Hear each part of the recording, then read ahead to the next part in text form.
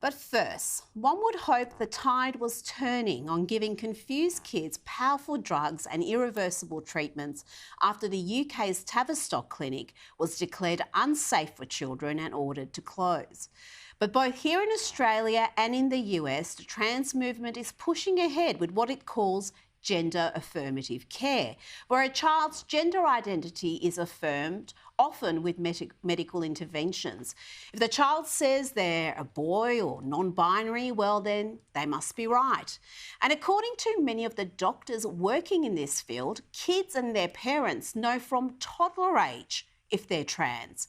In fact, according to Boston Children's Hospital's Dr. Carswell, they know practically from the minute they are born that they're in the wrong body. A child will often know that they are transgender from the moment that they have any ability to express themselves, and parents will often tell us this.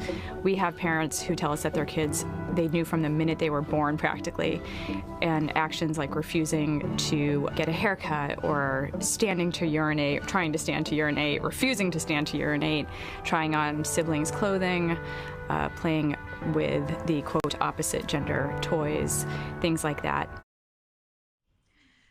That's the director of a children's hospital gender management service. So if your little daughter prefers trucks rather than Barbie dolls, she may be a boy. Or if a boy loves the colour pink and long hair, he's a she. How utterly backward is it to inflict these simplistic gender norms on children or adults? I mean, you can be male with feminine traits and still be a man. I just thank God I grew up during a time when being a tomboy was okay. No one tried to tell me I was in the wrong body, non-binary or needing puberty blockers until I was sure I was really a girl. Talking about puberty blockers, listen to the casual manner in which this doctor from the Children's Hospital of Pittsburgh describes these powerful drugs that can have some devastating long-term consequences. Puberty blockers are basically a medication that says, hey, let's just put a pause on puberty. And that can be really beneficial for younger kids who have already started the puberty process, who either might go through a lot of psychological distress as they go through puberty if they're struggling with gender dysphoria, or for somebody who's saying, hey, I'm not really sure if I feel comfortable in my body or what gender I truly identify with. If you think that's troubling, then listen to this doctor from another children's hospital talk about young adults getting gender-affirming hysterectomies. That includes healthy teenagers, 18 or 19, having their womb removed. Affirming hysterectomy is very similar to most hysterectomies that occur.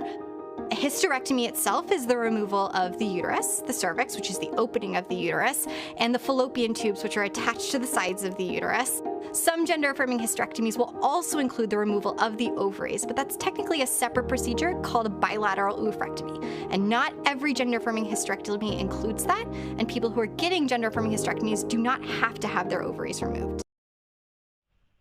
And in some hospitals, they perform these irreversible surgeries even sooner, before adulthood.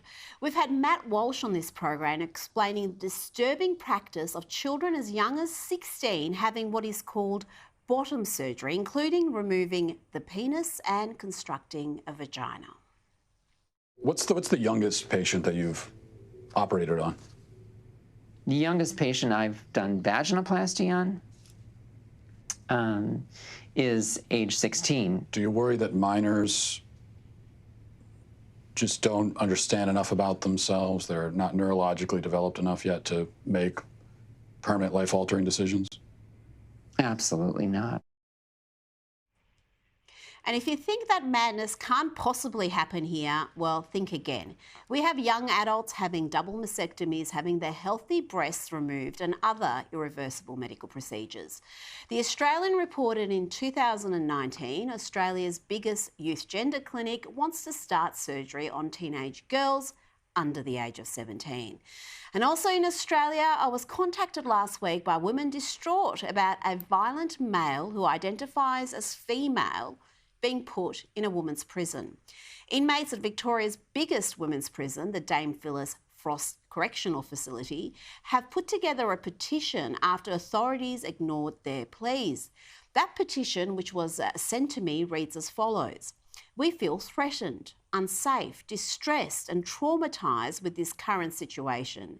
Accordingly, we demand that the inmate be immediately removed from the Murray unit. Now, I know the identity of this prisoner, but we will not reveal it here for legal reasons. The women write, although the inmate will be locked down for 23 hours a day, the aim would be to ultimately fully transition and integrate the inmate to live, work and socialise with the women in Murray during the hours of unlock. Now, the prisoners are keen to explain that they're not concerned that this prisoner is trans, but their objection and the reason for the petition is, and I quote, the inmate has a working penis, as they are not on hormone therapy treatment, and that the inmate has been convicted and is currently serving a sentence for the violent sexual assault of a woman in Victoria. Historically, the inmate has also served a term of incarceration in Europe for the sexual assault of a 6-year-old female child. So here we have a sexual predator who has attacked women and children, transferred to a women's prison which is full of vulnerable women, many of whom have been victims of sexual assault themselves and who carry significant trauma. The response from Corrections Victoria has been underwhelming, to say the least. We know they have a transgender, diverse and intersex prisoner reference group in place, but they're not forthcoming with much information. They told the Herald Sun, Corrections Victoria does not comment on individual prisoners or their placements. We've seen in the UK what can happen when sexual predators are placed in women's prisons. In the case of Karen White, a biological male put into a women's prison, well, he sexually assaulted a number of prisoners and is now serving life in a men's prison. In the UK, sanity is prevailing, not just with the Tavistock decision, but also with a new policy that will see trans prisoners banned from women's jails. Some uncommon common sense at last. Time for Corrections Victoria to prioritise the safety of female inmates instead of trying to appease the trans lobby.